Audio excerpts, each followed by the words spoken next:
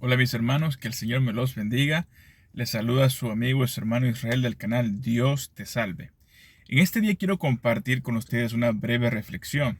De hecho, en el último video que tuve la oportunidad de compartir con ustedes el tema de la fe, también les mencioné brevemente que iba a estar haciendo un video que estaba relacionado al tema de esa historia tan conocida por todos nosotros, la historia del joven rico. ¿Ok?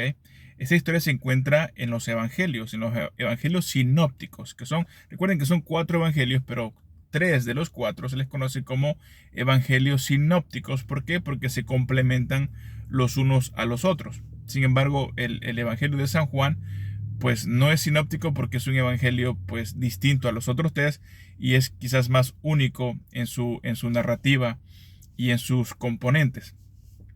Esta historia que yo quiero leerles del joven rico se encuentra en el Evangelio, el que le voy a leer en este día, de San Marcos, capítulo 10, versículos 17 en adelante. Dice, iba ya de camino cuando se le acercó uno corriendo, se arrodilló ante él y le preguntó, Maestro bueno, qué debo hacer para heredar la vida eterna? Oye, esta es una muy buena pregunta, ¿no?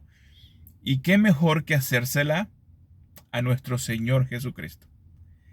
Es interesante que, para comenzar, este joven se le conoce como el joven rico.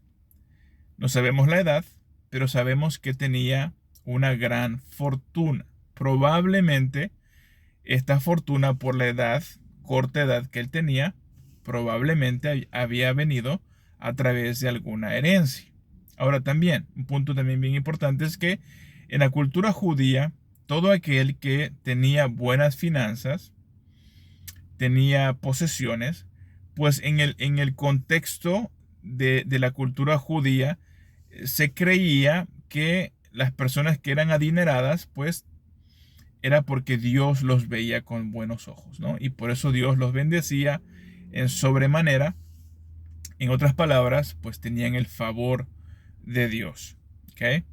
Pero viene este joven adinerado, viene corriendo de manera quizás hasta desesperada, se postra ante el Señor. Recuerden, aunque nosotros entendemos que nuestro Señor Jesucristo es Dios encarnado, es 100% Dios, 100% hombre. Sin embargo, nuestro Señor Jesucristo era un judío, ¿verdad? Como cualquier otro judío, que se podía incluso perder entre las multitudes. ¿Y por qué les digo todo esto?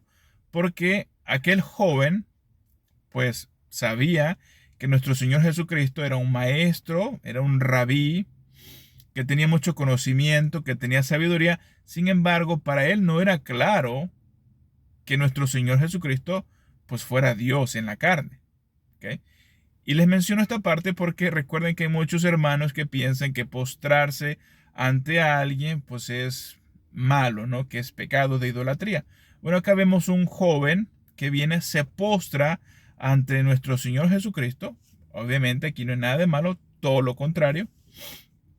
Pero se postra ante él y le hace la pregunta del millón. ¿Qué debo hacer para heredar la vida eterna? ¿Ok? Jesús le contestó. Para comenzar, le dice, ¿por qué me llamas bueno? Solo Dios es bueno. Aquí hay algo bien importante, porque algunos se van por la tangente, ¿no? Para usar un ejemplo, los testigos de Jehová, pues no creen que Jesús es Dios, ¿no? Es un Dios pequeño. Por eso cuando en sus Biblias se encuentra la palabra referente a Jesús, como Dios lo ponen con D minúscula. Y sabemos que Dios siempre se escribe con D mayúscula. ¿Ok? Entonces ellos leen estos pasajes, dicen, mira, Jesús le está llamando y diciéndole, ¿por qué me llamas bueno? Solo Dios es bueno, como si Jesús le estuviera corrigiendo al muchacho, como diciendo, no me llames a mí bueno porque solamente bueno es Dios. Pero si seguimos esa lógica, terminaríamos concluyendo el error de llegar a pensar que si Jesús lo está corrigiendo, bueno, también Jesús está diciendo que como Dios es bueno, pues Jesús no es bueno. Si solo Dios es bueno y nadie más es bueno, pues ello también incluiría a nuestro Señor Jesucristo. Y esa lógica pues no tiene sentido, ¿no? No es lo que Jesús está enseñando acá.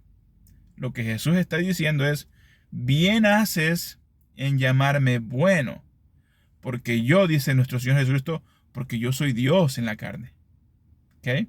Entonces, solo Dios es bueno, por ende, llamarle a nuestro Señor Jesucristo en este contexto, pues era totalmente correcto y apropiado. En otras palabras, Jesús está diciendo, bien haces con llamarme bueno, porque yo soy Dios. Y le dice, ya conoces los mandamientos. No matarás, no cometerás adulterio, no robarás, no darás falso testimonio. Y aquí una parte interesante dice, no estafarás. Bueno, aquí el cambio que nuestro Señor Jesucristo hace viene de no codiciarás, pero se lo pone quizás con una explicación distinta. Le dice, no estafarás. Bueno, quizás nuestro Señor ya sabía por dónde iba la cosa. Sabía que el que tenía enfrente a él, pues era un joven que tenía posesiones, pero que probablemente sus ganancias eran de dudosas procedencias. Le dice, además de esto, honra a tu padre y a tu madre. Lo interesante acá es que nuestro Señor Jesucristo se está enfocando, recuerden que la tabla de la ley se divide en dos. La primera tabla tiene que ver con nuestra relación con Dios. La segunda tabla tiene que ver con la relación con nuestro prójimo. Nuestro Señor Jesucristo no está poniendo en duda la fe de este joven. Por eso quizás no le menciona la primera tabla. La tabla que tiene que ver con nuestra fe, nuestra relación con nuestro Señor. Pero Jesús se enfoca en la segunda tabla. La tabla que tiene que ver con la relación con el prójimo. Pero el joven, quizás ya más tranquilo, dice, uff. El versículo 20 dice, él contestó, maestro, todo eso lo he cumplido desde joven. O sea, en otras palabras, pues yo ya estoy listo para irme al cielo. Jesús lo miró con cariño. En otras versiones Jesús lo miró con compasión, con ternura. Y le dijo, una cosa te falta. En otras versiones dice, haz una cosa para ser perfecto. Recuerden que cuando estuvimos hablando en el tema anterior, la fe sola, sin las obras, está incompleta. ¿Okay? Por eso allá en el capítulo 2 de la carta del apóstol Santiago, recuerden que dice estas palabras, se los voy a leer para que recordemos. El 2:22 dice, ¿ves cómo la fe cooperaba con sus obras y por las obras se hizo perfecta su fe? Perfecta. O sea que sin las obras, la fe, pues no está completa. Es una manera de decir que no está perfecta. Entonces, regresando a la lectura del joven rico, le dice, una cosa te falta. Hay que añadirle algo a esa fe que tú tienes. Le dice, vende todo lo que tienes y dáselo a los pobres. Así tendrás un tesoro en el cielo. Luego ven y sígueme. Ante esta respuesta, él puso mala cara, el joven, y se alejó muy triste porque poseía muchos bienes. En otras palabras, mis hermanos, este joven puso en una balanza seguir a Cristo, quien es Dios, o mis posesiones. Según la perspectiva que él tenía de las posesiones, Jesús no valía lo suficiente. Entonces él dijo, me quedo con mis riquezas. Si se trata de darlo todo, como tú me lo pides, Jesús, prefiero quedarme con mis posesiones. Jesús dice mirando alrededor, dijo a sus discípulos: qué difícilmente entrarán en el reino de Dios los que tienen riquezas. Los discípulos se quedaron asombrados ante estas palabras, pero Jesús insistió: hijos míos, qué difícil es entrar en el reino de Dios. Mis hermanos, la salvación también requiere de esfuerzo. Hay muchos hermanos que piensan que ya porque hicieron una oración del pecador hace 10, 15 años, 20 años, que ya eso es todo lo que hay que hacer. No, mis hermanos. La vida eterna, hay que esforzarse para entrar en ella. Son las palabras de nuestro Señor Jesucristo. Qué difícil es entrar en el reino de Dios. Y aquí nuestro Señor usa lo que se le conoce como una hipérbole, que es una exageración, es contar algo utilizando un formato donde se le exageran ciertos detalles a la historia para que tenga sentido. Dice, versículo 25, le es más fácil a un camello pasar por el ojo de una aguja que a un rico entrar en el reino de Dios. Ellos se asombraron todavía más y decían entre sí: entonces, ¿quién podrá salvarse? Recuerden que ellos el concepto que tenían es: oye, si este hombre que es bendecido por Dios no se puede salvar, pues ¿qué se espera de nosotros, que somos humildes, somos pobres? La otra cosa que también ellos tenían en mente acá es: si se trata de dejarlo todo, pues la mayoría no va a ser capaz de dejarlo todo, de venderlo todo, darlo a los pobres. Pero ellos dicen: bueno, ¿pero qué de nosotros? Dice, Jesús los miró y les dijo: para los hombres es imposible, pero no para Dios, porque para Dios todo es posible. Pedro le dijo entonces: nosotros lo hemos dejado todo y te hemos seguido. O sea, ¿qué hay para nosotros? ¿Verdad? Si se trata de dejarlo todo para seguirte a ti, pues nosotros lo hemos hecho. Jesús le respondió: les aseguro que todo aquel que haya dejado casa, o hermanos, o hermanas, o madre, o padre, o hijos, o tierras por mí, y por la buena noticia, se entiende, por el evangelio, recibirá en el tiempo presente 100 veces más en casas, hermanos, hermanas, madres, hijos y tierras, junto con persecuciones, y en el mundo futuro, la vida eterna. Mis hermanos, ¿quién dice que es fácil? ¿Quién dice que simplemente con tener información acá, creerla, hacer la oración del pecador, quién dice que eso es todo lo que hay que hacer? No, mis hermanos. Hay que esforzarse para entrar a la vida eterna. Y muchos dirán: y bueno, ¿y qué tiene entonces? ¿Qué papel juega la cruz de nuestro Señor? Lo juega todo. Sin la cruz, sin el sacrificio de nuestro Señor Jesucristo en la cruz, pues no hay manera de entrar al cielo. La cruz es necesaria. Y la cruz la vemos aquí mismo en este pasaje, porque nuestro Señor le está diciendo: tú, joven, dices guardar todos los mandamientos, pero te voy a hacer una prueba, tal como se le hizo a nuestro Señor Jesucristo a Abraham. Recuerden que la fe de Abraham fue puesta a prueba. La diferencia es que Abraham sí fue capaz y estuvo dispuesto a dar aquello que él tanto amaba. En el caso del joven rico, él amaba su fortuna, amaba sus posesiones, y él no fue capaz de escuchar al Señor, obedecerle, como lo hizo Abraham con su hijo Isaac. Aquel joven representa a muchos de nosotros, mis hermanos, porque el ser humano tiene un apego por las cosas materiales. El ser humano tiende a querer confiar, muchas veces de manera desproporcionada, en las cosas materiales. Y lo que el Señor nos está enseñando acá es que Él quiere que el hombre aprenda a confiar en Dios únicamente. Me gusta cómo lo dijo nuestro párroco hace un par de domingos, me parece, o fue el domingo pasado, no recuerdo, pero me gusta cómo él lo dijo en su homilía.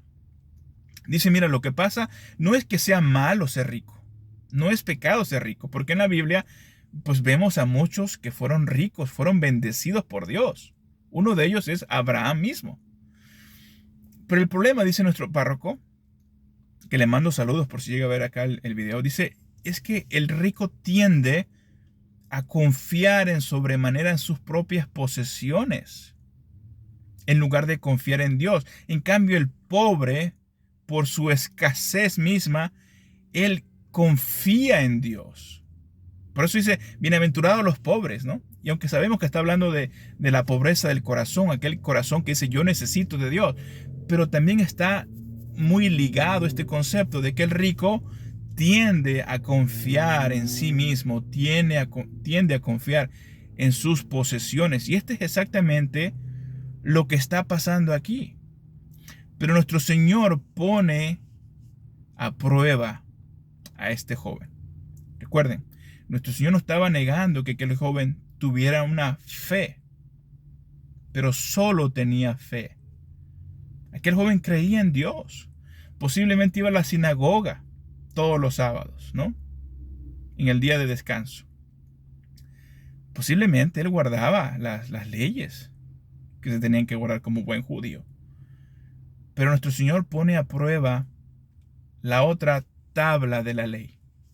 La tabla que tiene que ver con la relación que tenemos con nuestro prójimo. Y aquel joven, fijándose en sus posesiones, dijo, pues no vale la pena. Recordemos, nuestro Señor resumió los 10 mandamientos. De hecho, aquí mismo Él se los menciona.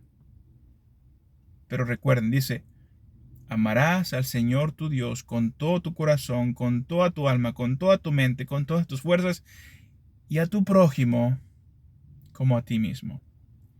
¿Qué demostró este joven al darse la vuelta y alejarse de Jesús? Que él no estaba cumpliendo la otra tabla de las leyes de Dios, que tienen que ver con amar al prójimo como a ti mismo, porque nuestro Señor le dijo, ve y vende todo lo que tienes y dáselo a los pobres y sígueme. Aquel joven demostró que no era capaz de guardar todos los mandamientos. No fue capaz, mis hermanos. Y dice que se entristeció y se marchó. Le dio la espalda al Señor. Mis hermanos, quizás algunos que nos están escuchando en este día, quizás se identifican con esta historia del joven rico. ¿A qué me refiero con esto? Muchos quizás confían en sobremanera en sus propias posesiones. Otros quizás se han mantenido en una frialdad en cuanto a la relación con Dios. Y también se han alejado por diversas razones de la vida. Pero quiero decirte en este día que no importa lo que hayas hecho. Nuestro Señor te ama. Tal como aquí en este versículo que leímos, versículo 21 dice, Jesús lo miró con cariño. A pesar de que nuestro Señor Jesucristo sabía que este joven le iba a dar la espalda, Jesús lo miró con amor. Mi hermano, mi hermana que me escuchas, mi amigo, mi amiga, nunca es tarde para devolverse, para regresar a Dios. Aunque quizás le ha dado la espalda, te has alejado de Él, quizás haya incluso algún sentimiento en contra de Dios. Pudiera ser el caso. Pero déjame decirte que Dios te ama. Y Él quiere encontrarse contigo, tal como lo quiso hacer con este joven. Le dijo, ven y sígueme. Ahora, yo a veces me pregunto, ¿ok? ¿Qué hubiera pasado si este joven se hubiera dado la vuelta, pero en lugar de decir, no lo voy a hacer, le hubiera dicho, claro que lo voy a hacer? Porque para mí, Jesús, tú vales más que todo lo que yo tengo, porque al final todo me lo has dado tú. ¿Qué hubiera pasado? Yo pienso, que el texto no lo dice, pero si este joven se hubiera dado la vuelta para decir, Señor, voy a ir a vender todo y te voy a seguir, posiblemente hubiera dicho nuestro Señor como se lo dijo a Abraham. Ya veo, Abraham, que eres capaz de darme a tu único hijo. Ya veo que me amas. A veces pienso que nuestro Señor le hubiera dicho, hey joven, detente. Solo te estaba poniendo a prueba. No tienes que venderlo todo. ¿Saben por qué digo esto? Porque nuestro Señor nunca, jamás, a alguien que tuviera riquezas, jamás le dijo, ve y deshazte de todas las riquezas y sígueme. Solamente a este joven. Porque este joven tenía un gran apego por las riquezas. Y es lo que el Señor nos quiere enseñar acá, que no es bueno confiar en las posesiones, en las riquezas. No es bueno. Es más importante confiar en Dios. Él es nuestro proveedor. Padre nuestro que estás en el cielo. Entonces, creo yo que si este joven le hubiera dicho, claro que lo voy a hacer, lo voy a vender todo por amor a ti, muy probablemente nuestro Señor le hubiera dicho, no tienes que hacerlo. Ve y ayuda al necesitado. Ve y ayuda al pobre. Mis hermanos, estamos hablando acá de que la fe sin obras está muerta. A la fe hay que añadirle obras de caridad. Por eso, en la carta de San Pedro, hay un versículo interesante, el capítulo 4, versículo 8, me parece. Dice, ante todo, mantened entre vosotros una ferviente caridad. Recuerden que caridad es amor. Mantened entre vosotros una ferviente caridad, porque la caridad cubre la multitud de los pecados. Miren cómo lo dice la versión que estamos leyendo. Esa fue la versión de la Biblia de Navarra. Es una Biblia de estudio. Habla de caridad. Dice, ante todo, ámense intensamente unos a otros, pues el amor perdona los pecados. Mis hermanos, caridad es amor en acción. Y es lo que el Señor nos quiere enseñar a través de esta historia del joven rico, a través de la historia de Abraham, que una fe sin obras, sin acción, sin caridad, es una fe que está muerta. Por eso debemos de abundar en las obras, pero no en las obras de la ley, porque esas obras ya no aplican a nosotros. Hablamos de las obras de caridad. Y ya para terminar, simplemente quiero dejarlos con esto. Recuerden que es una breve reflexión y ya me extendí un poquito. Mis hermanos, la fe sin obras, la sola fe, no es bíblica, no es histórica. Se necesita un ingrediente principal. Así como le dice, si quieres ser perfecto, ¿en qué sentido? Si quieres cumplir realmente los mandamientos de amar a Dios y amar al prójimo, dice, ve y haz obras de caridad y serás perfecto. Tu fe será complementada, tal como dice el apóstol Santiago. Ven, dice, cómo las obras cooperaban con la fe de Abraham. Mis hermanos, la fe viva, la fe verdadera, produce amor en acción.